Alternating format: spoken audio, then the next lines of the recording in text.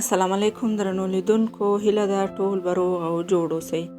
نن درته په زړه پورې داستان لرم، تمه ده تر پایه راسره پاتې شئ او له تاسې دا هیله لرو چې زموږ چینل درسره سبسکرایب کړئ. یوه جنۍ وایي چې یوه ورځ مې راته بابا یو داسې کتاب ډالۍ کړ چې ډېر قیمتي و، او بابا مې راته وویل چې دا کتاب د تل لپاره له ځان سره وساته او ډېر پام ورباندې وکړه. ما هم کتاب راواخیست او تر ټولو خوندي ځای کې مې کېښود. څو ورځې وروسته بابا مې راته وویل کتاب دې څه کړ، آیا مطالعه دې کړ او که نه؟ ورته مې وویل نه بابا جانه، هغه مې په یو خوندي ځای کې ایښی دی تر څو خراب نشي. بابا مې مسکی شو او له کور څخه ووت. څو شېبې وروسته مې بابا د هماغې ورځې د ورځپاڼې سره کور ته راغلو او ورځپاڼه یې په میز کېښودله. د لږ ځنډ څخه وروسته مې بابا وویل دا د یو چا امانت دی او باید بیرته یې ورته ورکړم.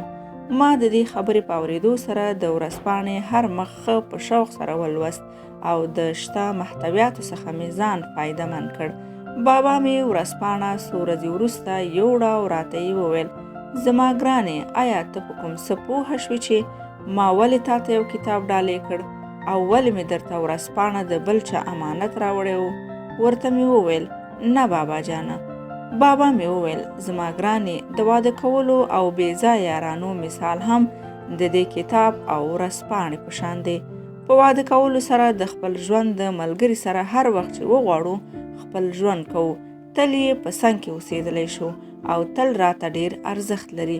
هیڅ یې په شتون نه مړېږو، خو د 2 ورځو دوستي او پټې یارانې د دې ورځپاڼې په شان دی چې کله مو ورڅخه مطلب پوره شي نو زړه مو ورڅخه مړېږي او ډېر موږ ته بې ارزښته کېږي. نو درنو لیدونکو، تل د خپل ژوند رښتیني ملګري ته وفاداره اوسئ. هر هغه څه چې الله جل جلاله درته مقرر کړی وي نو په هغې شکرګزاره اوسئ او تل ورته ارزښت قایل اوسئ.